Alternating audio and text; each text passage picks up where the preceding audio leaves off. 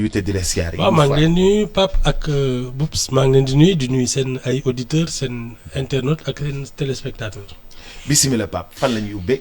dañuy ubbee ki nga xam ne mooy Serigne Bassirou Gueye xam nga jox nañ ko li nga xam ne mooy la ngay jëm ci OFNAC mu war fa wuutu fa sax Seynabou Ndiaye Diakhaté OFNAC kuréel bañ ko tegee ba léegi muy fësal ne Serigne Bassirou Gueye ci contexte bi ñu nekk rapport Cour des comptes ak yeneen dossiers yi nga xam ne ñu ngi koy tudd ci actualité bi mu ne dossiers yi ñuy jébbal d'habitude OFNAC dañ koy topp ba mu jeex mu nekk liggéey boo xam ne dañ koy def naka nga jàngatee Ibou Fall OFNAC liggéey bu ñu def depuis bu ñu ko tegee ci régime Macky Sall. Man dama am problème ak ñun suñu parce que depuis le temps que ñuy créer ay cours yu spécial. ay corps de contrôle ak yooyu. Tu as l'impression que c'est comme ñun ni ñuy waxee amuñu entretien ci dara. C'est-à-dire yow da ngay créer inspection générale d'État am Cour des comptes. En principe ça doit suffire mais on en rajoute ay cours de répression de blanchiment illicite après nga yokk ci OFNAC après am na beneen c'est sur le ay affaire au blanchiment d'argent que kii yooyu am na beneen corps voilà genre yooyu pour man yooyu yëpp ça c'est du surplus non et puis il y a déjà dans l'administration des corps qui sont faits pour ça. C'est l'inspection générale d'État est fait pour ça. Mais loo ci yokkee leneen. Ce qu'il aurait peut-être fallu c'est renforcer ses pouvoirs parce que man j'ai l'impression que tant que c'est sous le contrôle de l'exécutif et l'exécutif il est soutenu par la politique pour man ay inspection générale d'État yi magistrature bi la war di liggéey directement. waaw parce que wala Assemblée nationale mais encore que Assemblée nationale ils ont le même problème que l'exécutif mais ñoom au moins ils sont chargés officiellement de contrôler l'action du gouvernement. Mais man c'est peut-être la magistrature ñu dañu war a jëlee ay IGE yi génne ko ay présidence yóbbu ko chez les magistrats. Parce que mais attends parce que tant que ce sont des hommes politiques qui décident de ce qui va se faire parce que ñoom ñooy nommer seen ay nit. Ils sont responsables de toutes les malversations que même si tu n'es pas coupable tu es responsable. Donc on ne peut pas être juge et partie. Les corps de contrôle là il faut les sortir de l'exécutif parce que c'est eux qui ils peuvent pas contrôler leur patron. mënuñu contrôler ñu leen di diriger mënul nekk non mais Boubacar bu ñu sukkandikoo ci kàddu yi nga xam ne Seynabou Ndiaye Diakhaté yëkkati na ko nee na à peu près 73 dossiers laaj nañ ngir ñi ibbi ci li nga xam ne mooy information judiciaire jox ko maanaam suite ci wàllum yoon. 73 dossiers ça veut dire que peut-être que OFNAC mi ngi am quand même liggéey boo xam ne mi ngi koy def le reste peut-être que gën koo doole. non du ñàkk liggéey bi taxul ñuy wax mais après. sañ-sañ bi voilà le pouvoir que tu as. C'est ça qui est un problème parce que tant que les choses yow tu contrôles surtout l'administration moom la ñu kii mais alors l'exécutif nga xam ne il repose aussi sur la popularité des gens seen ay base politique seen ay kii parce que loolu lañ leen di fale mais saa waay si su dee dañ bëgg a dagg bopp koo xam ne saa waay c'est lui qui contrôle toute une région mais avant de waaw suñ la nee diw moom Dakar c'est quoi peut-être ay 200 000 300 000 électeurs mais def na ay dégâts. Mais tu es à quelques enclaves des élections tu vas pas réfléchir. Mais donc ñun suñu dund politique moo ko gàllankoor. Mais c'est ça en fait il y a trop de pouvoir concentré entre les mains de l'exécutif. Mais ñun il faut ñu équilibrer les contre-pouvoirs. Ibou mais xam nga képp ko xam ne dénk nañ la kees nga këpp ko xam nga dara du la ci fekk ci réew mi de Abdou Diouf à Abdoulaye Wade en passant par Macky Sall on a souvenance que traque bi nga xam ne Abdoulaye Wade def na ko bëggoon ay nit ñëw ci moom c'est tout à part ça mais képp koo xam ni ci nga xaalisu réew mi kenn du la def dara en fait dara du la ci fekk. Non mais ça a toujours été comme ça li tax dans les années 80 toutes les banques nationales ont coulé c'est parce que les gens se servaient dañ doon man mës naa am sama benn boo xam ne c'était un fondé de pouvoir mu ne ci am na benn président assemblée nationale à l'époque boo xam ne parce que ci lañ leen commencé jaay seen kër yi ay fan résidence ak yooyu li ñu leen jaayee kër yi d'abord c'était 3 fois rien mais nee na man maa yoroon dossier prêt bi waa ji amul jotam faayoo ko nee na man maa mujj te dañ ko lebal moom lebal jabar ji te moom moo mujj wàcc bureau fekk leen seen kër le soir pour leur faire signer le prêt pour ñu jox leen kër yi waaw pour te dire naka la politicien toogee suñu kaw nee na man mii maa téye dossier yi parce que dama leen ne kañ ngeen di mën a kii ñu ne non ils n'ont pas le temps président assemblée na ñu ne ko finalement moom mooy déplacé il a eu des instructions il est allé les trouver chez eux indi leen seen dossier waa ji ñu jox ko benn kër jabar ji ñu jox ko benn kër te on les a trouvés chez eux. mais Boubacar affaire bi est-ce que aussi dépassé wu li nga xam ne mooy. politique ça c'est dans les années 70. dans les années 70 mais jamono ji par exemple gis nañ tailleur ambulant sans vouloir généraliser yëkkati peut-être juróom million yóbbul ko ndaw si nga xam ne moo gérer affaire juridique ci ASEPEX ngir mu utal ko kayit passeport de service est-ce que c'est pas société Sénégal mu dëppoo li ni mel et pas forcément les politiques. oui mais parce que depuis le temps que ñu dundee noonu c'est devenu une culture. depuis que longtemps que ñu dundee impunité. mais et puis administration bi moi je dis c'est une administration de rente c'est-à-dire da ngay am ay autorisation ay kii ay loolu nga xam ne ku ci ne da nga yor benn caabi bunt toog di xaar balaa ngay ubbi bunt bi nuyonte bon tout le monde n'est pas corrompu mais elle est configurée comme ça parce que su doon lépp luñ fiy def ay suñuy droit naturel la nga xam ne dès que tu entame ta procédure dañ la koy yombalal amuñu droit ne la mënoo ko fi def xam nga donc mënoo fi jaay dara mais imagine-toi que par exemple l'importation de riz c'était la présidence qui faisait la liste des attributaires des importations. ñii ak ñii ñoo am droit importer. yow nga nekk politicien ñu bëgg la may xaalis dañ lay jox benn quota nga dem taxaw jardinière yi commerçant yi dajaloo 300 millions. ñu defal la ko ci espèce nga jaay leen sa kii. ah oui. sa quota ceeb. sa quota ceeb. ah oui. La caisse, il y avait un truc de péréquation là. Caisse de péréquation. Wow. Mais la liste s'établissait à la présidence. Et c'était les hommes politiques, les trucs, c'est-à-dire da ngay nekk homme d'affaires am tuuti problème ñu ne la bàyyi ñu jox la benn quota ceeb. mais naka lañ mën a régler problème bi parce que bés bi le jour tey def na ci. mais la démocratie est économique. Tu sais, tant que nous avons les pouvoirs politiques qui décident de qui doit être riche et qui doit être pauvre duñ ci génn. Parce que c'est à la tête du client. Ah oui? Ah oui. Mais su dee un droit naturel d'entreprendre am nga sa xaalis. mais boo entreprendre sax dañ lay piétiner. mais parce que ils ont ce pouvoir là. Il y a un excès de pouvoir de l'administration sur l'économie. mais Boubacar état teg na ay bànqaas ñu ne dañuy dooleel ñuy entreprendre. waaw mais nan lañ mën a bëggee ñuy dooleel ñuy entreprendre bu ñu la nee dañ lay dooleel ñuy entreprendre. pourtant waa des médias dañuy entreprendre. waaw mais gis nga fañ leen tëj. mais fisc moo mais loolu mooy tëj bi. boo bëggee dem ñu ne attention mi ngi kii parce que il devient un adversaire politique. donc il faut fermer un peu. donc politisation de. mais des fois. man xam nga c'est même pas parce que man ni ma ko gisee c'est-à-dire que l'autorité politique. moom moo def les choses de telle sorte que kenn mënu ko rëcc. waaw fii Sénégal nii.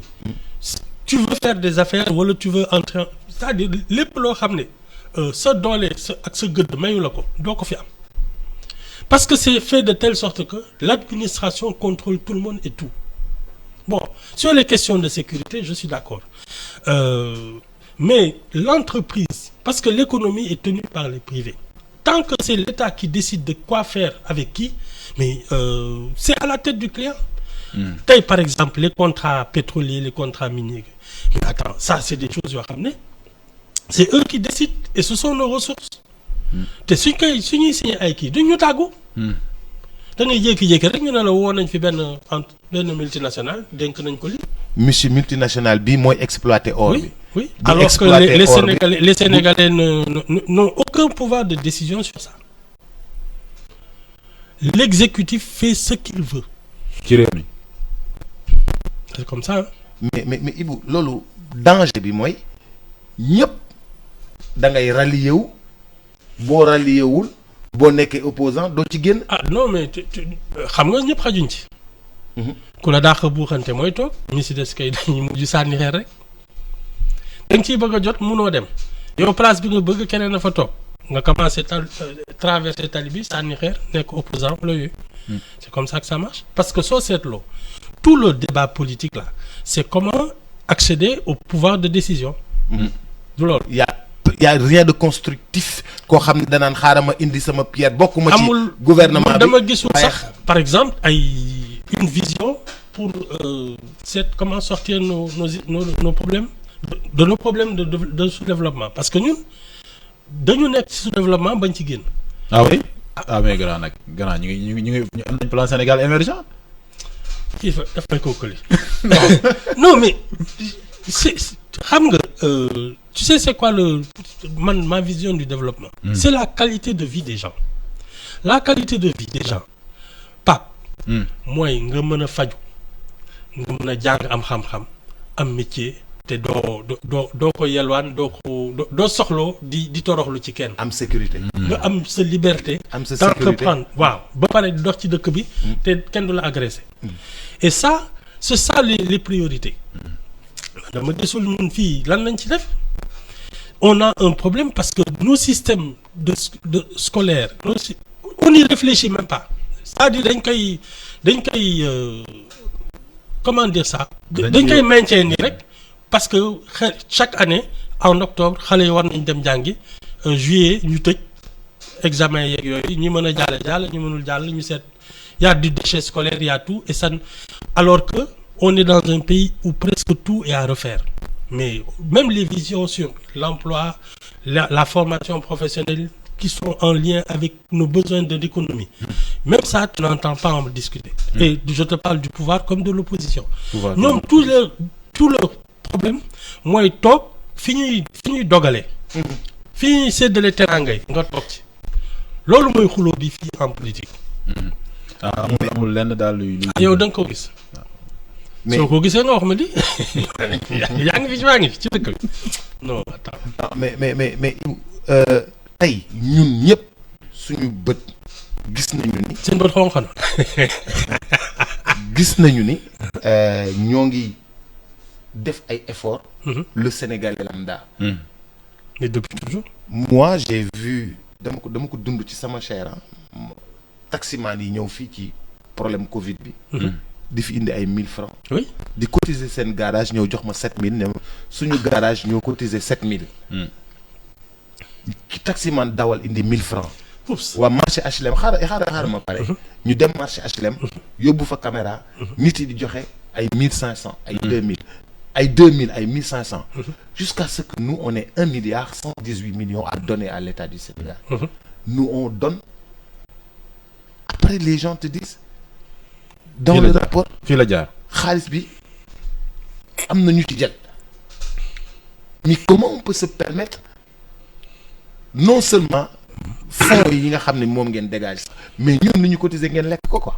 waaw mais yow à ton avis parce que lii daf leen naqari xëy na parce que c'est direct mais le train de vie de l'État là. nga xam ne ça se prend sur. mais ça n'a rien à voir avec le train de vie. C'est exactement la même chose. non nuroowul bokkul dara ak train de vie état bi am na yëfam. mais lii nii. citoyen bi moo cotisé fonds force Covid. Boups à ton avis comment l'État vit de quoi xaalisu nit ñi la état bi xaalisu nit ñi la mës a dundee. c'est que bii c'est un truc spectaculaire mais c'est toujours comme ça les droits de douane les impôts yooyu ñan ñoo koy fay.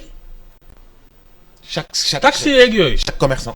waaw nit ñi l'État prélève de l'argent sur l'économie ce sont les gens qui font l'économie. loolu c'est la même chose c'est que bii c'est plus direct. mais ils ont toujours vécu comme ça te yow doo ma ne bii état sénégalais nekkee fii ba léegi mosoo dégg ne détournement am na. mais chaque jour. mais bii en plein Covid jël nit ñi teg leen ay nit bees yi. man li ma jaaxal mooy yéen dafa mel ni ci lii lu bees la. mais Covid lu bees la cotisation bi ñu cotiser ci Covid bi lu bees la.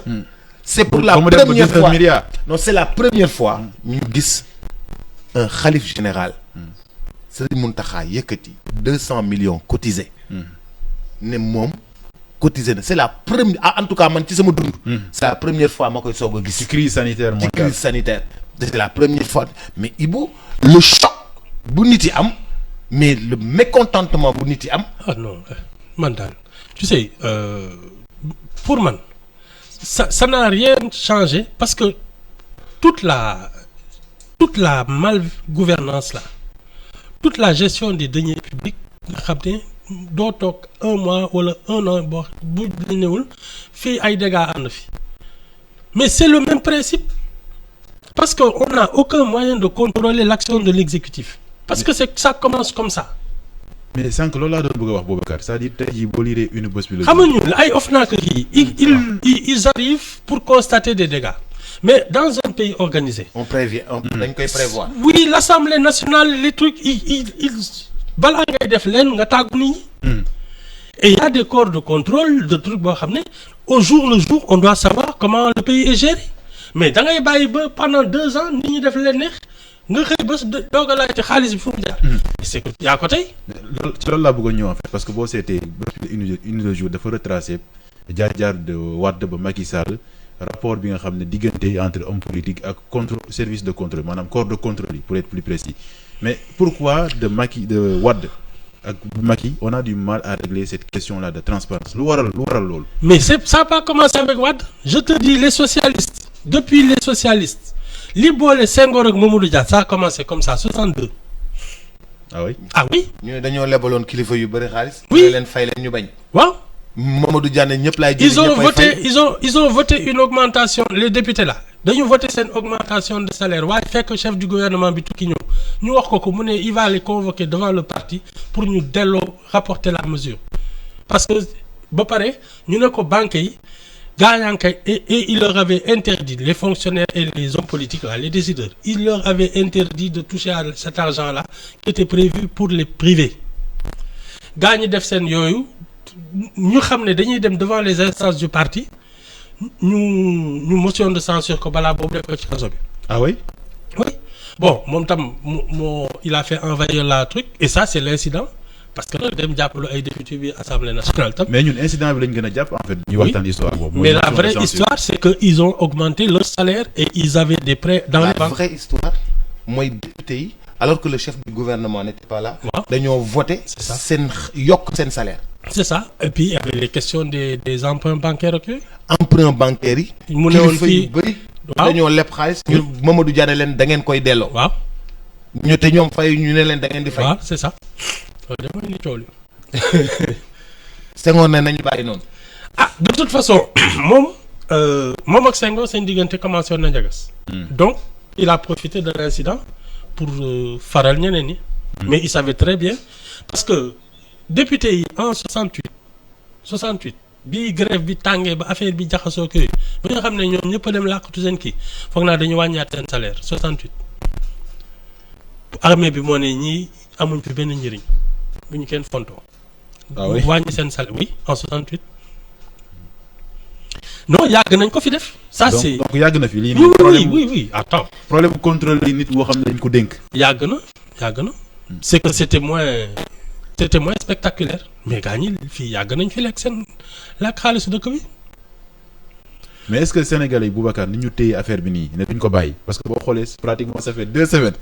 ñu ciy wax Sénégalais yi dañu téye affaire ni duñ ko bàyyi. est-ce que xam nga mën na am je suite pense que c'est surtout on est en ébullition parce que xam nañ ne janvier bii. élection départ na on est aux portes des élections moo tax tout le monde va être plus énervé que d'habitude mais su doon ay élections yu jege fii dañu fay nañ ko wax 2 jours rek après bàyyi mu dem mais là ça peut être effectivement un sujet de campagne sàcc ngeen pendant 9 mois loolu donc la mais sinon ñun on est habitué taw aussi ñun dañ dër gis mais sauf que bii am na ay ñaari député yu def question d'actualité ne Amadou Mame Diop président assemblée na ci assemblée wax. waaw mais attends c'est quel député aussi. Bon, ñoom il vise attends il vise Macky Sall c'est tout. kon nag bu nekk affaire u leeral. Non, ils s'en foutent. non non non. Je te dis ils s'en foutent man maa la ko wax. mais quand même gis nga affaire distribution aide à la presse bi j'ai fait un texte public et j'ai déposé des plaintes à l'OFNAC ak kii bi parce que je suis convaincu que ni ñu distribuer aide à la presse bi y avait un problème parce que bi ñu demee ba naan Mame Gor Diazaka c'est un patron de presse laa ne ñi dañuy fontoo nit ñi personne n'a répondu. da nga déposer plainte. dama déposer OFNAC déposer CREI déposer procureur déposer conseil économique social boobu Mimi Touré moo doon présidente bi on ne m'a jamais répondu. mais Boubacar je te dis ils s'en foutent. Boubacar mais Mame Gor patron de presse la parce que dafa yore site en ligne. moom il n'a même pas réussi sa carrière musicale nga bëgg a réussir dans la presse. waaw mais xaaral waxuma réussir dans la presse mais dafa yore site en ligne. c'est benn site en ligne yore ay employés. D'accord. mais foog ñu jox ko. oui dëgg la. non mais foog ñu jox ko ci aide à la presse bi. moom sax période boobu génne na fi benn genre éditorial fin d'année xam nga. waaw mais si itam. waaw mais parce que dafa yore site en dëgg la ligne. te aujourd'hui la presse a évolué. Ibu yoo xam nga évolué woo da nga defee ne presse bi kii rek la. dëgg la presse bind rek la. Boubs yow surtout Mame Gor nu mu tudd. waaw d'accord bàyyil boobu non mais référence actu la. oui. référence actu. dëgg la. référence actu la. kon am na site. waaw am na site. non am na ay employés. loolu nag moom xaw ma ci dara. am na ay ñuy filmer man ñëw nañ fi interviewé. d'accord patron de presse la de jox nañ ko. mais moi je suis convaincu que cette liste-là méritait un audit. liste nu ñu parce que ci affaire kii bi la woon. Covid bi affaire Covid bi la woon. ils avaient même doublé. l'aide à la presse. voilà moi je suis convaincu que mais bon bind naa fii wax naa xataraayu naa. dafa la mujjee li nga bind noonu. dara même pas une réponse kenn tontuwuma. ah oui. OFNAC tontuwul. kenn faalewuma laa la wax. je te dis que ces gens-là s'en foutent man gis nga li ma leen wax ni dama koy dund moo tax su ma gisee ñuy naan non kii les gens sont fâchés ils sont même pas fâchés non c'est des postures politiques rek.